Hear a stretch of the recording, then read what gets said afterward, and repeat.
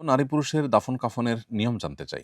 ইসলামী শরিয়ার দৃষ্টিকোণ থেকে যে সমস্ত বিষয়গুলো সমাজের মানুষের উপরে ফরজে কেফায়া হিসাবে আরোপ হয়ে থাকে, আল্লাহর পক্ষ থেকে নির্দেশিত বিষয়গুলো থাকে, তোমার থেকে একটা হলো কোনো মুসলিম মারা গেলে তাকে দাফন কাফন এবং জানাজার ব্যবস্থা করা। এটি সমাজের কিছু মানুষ যখন করেন তখন সবার পক্ষ থেকে আদায় হয়ে যায়। যদি সমাজের কোনো মানুষ কোনো মৃত মুসলিমের এই হকগুলো আদায় না করে, এই কাজগুলো করে না দেয়, তাহলে সেক্ষেত্রে গোটা সমাজের মানুষ গুনাহগার হয়ে যায়, সবাই আল্লাহর কাছে জবাবদিহির মুখোমুখি হয়।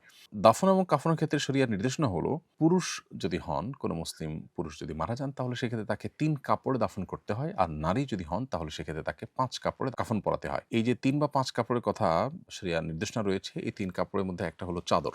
প্রথমে বড় একটা চাদর খাটিয়াতে রেখে তার উপরে পুরুষ হলে তার জন্য একটি লুঙ্গির মতো করে আপনার কোমর থেকে নিয়ে একেবারে নিচ পর্যন্ত লুঙ্গির মতো করে আরেকটা কাপড় বিছানো, তার উপরে আরেকটা কাপড় হলো জামার মতো করে, যেটা জামাতে সাধারণত যেরকম সাইজ থাকে ওরকম সাইজে আপনার কাঁধের নিচ থেকে নিয়ে নিচ পর্যন্ত আরেকটা কাপড়, অর্থাৎ ৩ টুকরো কাপড় দিয়ে তার উপরে লাশ রেখে তারপরে কাপড়গুলোকে আগে বাম পাশ থেকে পরে ডান পাশ থেকে পেঁচিয়ে দিয়ে তারপরে গিরা দিয়ে বেঁধে দেওয়া, কোমরে মাথা যেখানে গিরা দেওয়া প্রয়োজন সেখানে গিরা দেওয়া। তো এটা হলো পুরুষের ক্ষেত্রে প্রযোজ্য ৩টা কাপড়। একটা হলো বড় চাদর, যেটা সবচেয়ে বাইরে থাকবে, এরপরে একটা লুঙ্গি আর একটা জামা, অর্থাৎ জামার সাইজে সাধারণ কাপড়, যার সাইজটা জামার হবে, যাতে করে পেঁচিয়ে দিলে জামায় যতটুকু শরীর আবৃত হয় সে ততটুকু আবৃত হয়, লুঙ্গিতে যতটুকু আবৃত হয় ততটুকু যেন আবৃত হয়, চাদরে পুরা লাশটা যেন আবৃত হয়ে যায়। আর যদি মৃত মানুষ কোনো মুসলিম নারী হন, তাহলে সেক্ষেত্রে তার জন্য আরো ২টি কাপড় অতিরিক্ত ব্যবহার করার নির্দেশনা রয়েছে। তার একটি হলো মাথার ওড়না, সেটা হলো মাথা থেকে নিয়ে সামান্য আরেকটু বড়, যেটা সাধারণত ওড়না হয়ে থাকে, ওই রকম কাপড় দিয়ে একটু পেঁচানো। আর আরেকটা হলো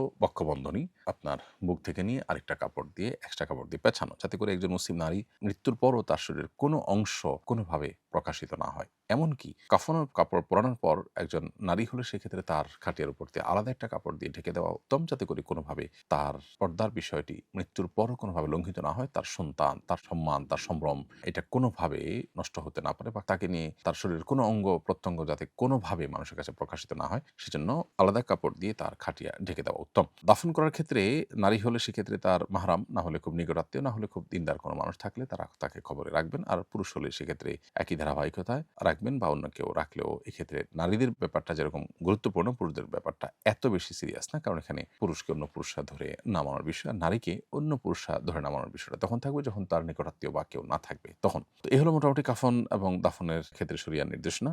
একজন নারীকে ইসলাম কতটা গুরুত্বের সাথে দেখেছে, কতটা গুরুত্ব দিয়েছে, সেটা এখান থেকে পরিষ্কারভাবে বোঝা যায়। কাফনের কাপড়ের সাথে সুগন্ধি ব্যবহার করা মুস্তাহাব, সেটা আলাদা একটা বিষয়। আর কাফনের কাপড় সাদা এবং সেলাবিহীন হওয়া এটা উত্তম। যদি কোনো কারণে সাদা না হয় অন্য কোনো কালার হয় তাতে হয়ে যাবে, কিন্তু উত্তম হলো সাদা হওয়া এবং সেলাইবিহীন হওয়া। এ হলো মোটামুটি নারী এবং পুরুষ মৃত মুসলিমের কাফন এবং দাফনের ক্ষেত্রে শরিয়ার মোটামুটি নির্দেশনা। কোনো ব্যক্তি মারা গেলে তার পরিবার পরিজন, আত্মীয়-স্বজন ও প্রতিবেশীদের করণীয় কি? কোনো ব্যক্তি যদি মারা যান, তাহলে সেক্ষেত্রে পরিবার পরিজন, আত্মীয়-স্বজনের বেশ কিছু করণীয় আছে। এর মধ্যে একটা করণীয় হলো যে তার মৃত্যুকে আল্লাহ তাআলা ফায়সালা হিসাবে মেনে নিয়ে তাদের প্রতি ঈমানের জায়গা থেকে বিলাপ না করা। বিলাপ করাকে শরিয়া খুব বেশি নিরুৎসাহিত করেছে, এবং জাহিলি যুগের যে সমস্ত প্রথা প্রচলন আমাদের সমাজে পরবর্তীতে বিভিন্নভাবে প্রচলিত ছিল একটা সময় পর্যন্ত, বা কোনো ক্ষেত্রে আছে, তো সেটার মধ্য থেকে একটা হলো এই বিলাপ করা। এজন্য মারা যাওয়ার পর বিলাপ করা, অনেকে দেখা যায় জামাকাপড় ছেঁড়াছিঁড়ি, আছড়াআছড়ি করেন এবং সহ্য করতে না পেরে অসহনশীলতার পরিচয় দেন। এগুলো আমাদের ঈমানের সাথে যায় না। এটা একটা বিষয়। এটা আমাদের পরিহার করতে হবে। দ্বিতীয়ত, দ্রুত কাফন-দাফনের ব্যবস্থা করা। দেরি করে, বিলম্ব করে দাফন-কাফন করা অনুচিত। যত দ্রুত সম্ভব জানাজা এবং দাফন-কাফনের ব্যবস্থা করতে হয়। নবী সাল্লাল্লাহু আলাইহি ওয়াসাল্লাম বলেছেন, "আসরি'উ বিল জানাজা", তোমরা দ্রুত জানাজার ব্যবস্থা নাও। আবার আরেকটা কারণ হলো আশপাশের মানুষকে জানানো, যারা জানাজায় অংশগ্রহণ করতে পারেন। কিন্তু মৃত ব্যক্তির মৃত্যুর সংবাদ প্রচারের জন্য বিলাপ টাইপ বা আপনার কৃত্রিম টাইপ প্রচারণা যেন না হয়, সেজন্য কিন্তু হাদিসে নিরুৎসাহিত করা হয়েছে। এবং মানুষ জানাজার পর আপনার দাফন-কাফন এগুলো করে দ্রুততার সাথে তার যদি কোনো ঋণ থাকে, তার পরিত্যক্ত সম্পদ থেকে সে ঋণ পরিশোধের ব্যবস্থা গ্রহণ করা, এবং ওসিয়ত থাকলে টোটাল সম্পদের 1/3 এর মধ্যে ওসিয়ত কার্যকর করা। অবশিষ্ট সম্পদ যাতে করে অন্যরা কেউ কক্ষিগত করে ফেলতে না পারে, সেজন্য খুব দ্রুততার সাথে ওয়ারিসদের মধ্যে বন্টন করে দেওয়া উচিত। মৃত ব্যক্তির পরিবারের লোকজনকে, আশপাশের লোকজন মেহমানদারি করা উচিত, যাতে করে তারা শোক কাটিয়ে উঠে তারপরে রান্না-বাড়া ইত্যাদির দিকে মনোযোগ দিতে পারেন। সেটা প্রতিবেশী বা অন্যদের কাজ, সে সাথে তারা সমবেদনা জানাবে, জানাজা শরিক হবে। এই কাজগুলো তাদের করণীয় অংশ। আমার কাগজপত্র নকল করে আমার নামে উপবৃত্তির টাকা তোলা হয়েছে। পরে সেই টাকাটা আমাকে দেয়া হয়েছে। কিন্তু বাস্তবে আমি এই উপবৃত্তি পাওয়ার যোগ্য নই। এখন শরীয়তের দৃষ্টিতে আমার করণীয় কি? এর উত্তর হলো যে আপনি যেটার যোগ্য নন, কিন্তু নকল কাগজপত্র দিয়ে আপনার জন্য সেই সুযোগ সুবিধা আদায় করা হয়েছে, এটি অন্যায় করা হয়েছে। যারা এটি করেছেন তারা গুনাহের কাজ করেছেন। আর আপনি একজন মুসলমান হিসাবে আপনার দায়িত্বশীলতার জায়গা থেকে এটি আপনি ভোগ করতে পারেন না। কারণ এটি আপনার হক নয়, অধিকার নয়। অতএব এই অন্যায়ভাবে যেটি তোলা হয়েছে সেটা আপনি ভোগ করতে পারবেন না। বরং যে প্রতিষ্ঠান থেকে তোলা হয়েছে সেই প্রতিষ্ঠানে এটি ফেরত দেয়ার ব্যবস্থা গ্রহণ করতে হবে। ওয়াকফের জমি পরিবর্তন করা যাবে কিনা? আমার নানা রাস্তার পাশে একটি জমি কবরস্থানের জন্য ওয়াকফ করে গেছেন। এখন আমরা চাচ্ছি এই জমির পরিবর্তে রাস্তা থেকে তুলনামূলক দূরে অবস্থিত আরেকটি জমি কবরস্থানের জন্য নির্ধারিত করতে। এমনটা করা যাবে কিনা? উত্তর হলো না, ওয়াকফের জমি পরিবর্তন করা যাবে না এবং যেটা ওয়াকফ করে গেছেন কেউ সেটা আর বিক্রিও করা যাবে না, পরিবর্তনও করা যাবে না। এটা যে জন্য ওয়াকফ করে গেছেন সেটার জন্যই ফিক্সড হয়ে যাবে এবং এক্ষেত্রে পরবর্তীতে ওয়ারিসরা পরিবর্তন বা চেঞ্জ করার অধিকার সংরক্ষণ করেন না। পরিষ্কারভাবে সহিহ মুসলিম হাদিসে নবী সাল্লাল্লাহু আলাইহি ওয়াসাল্লাম এবারে নিষেধাজ্ঞা আরোপ করেছেন। যে বাড়িতে কেউ মারা যায় সে বাড়িতে নাকি ৩ দিনের ভেতর চুলায় আগুন ধরানো যায় না। এ বিষয়ে ইসলাম কি বলে? এটা সম্পূর্ণ কুসংস্কারাচ্ছন্ন কথা। কোনো বাড়িতে কোনো মানুষ মারা গেলে সে বাড়িতে আগুন ধরানো যাবে না, এমন কোনো বাধ্যবাধকতা নেই।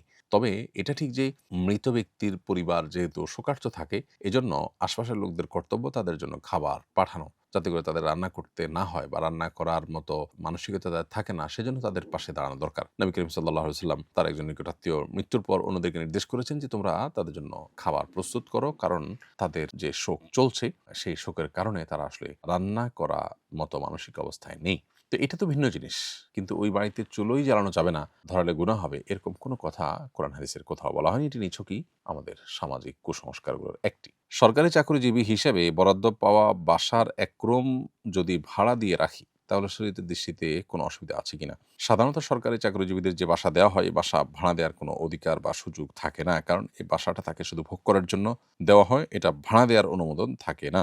অতএব এই বিধিমালা লঙ্ঘন করে আপনি সেটিকে ভাড়া দিতে পারেন না।